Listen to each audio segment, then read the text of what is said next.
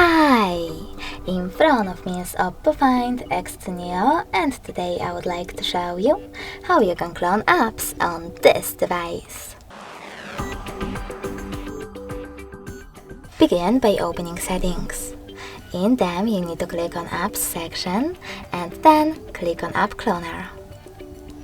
Now tap on one of your available apps that you wish to clone, in my case Facebook, and select this switcher next to Create App Clone. Now when I go back, after a couple of seconds, as you can see, my Facebook app was successfully cloned.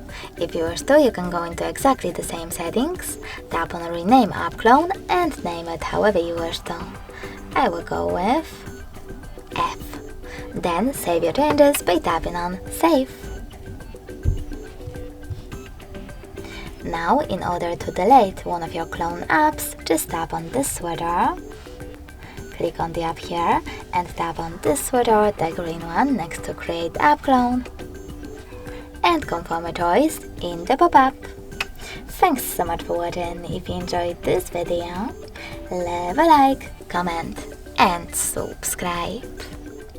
Bye!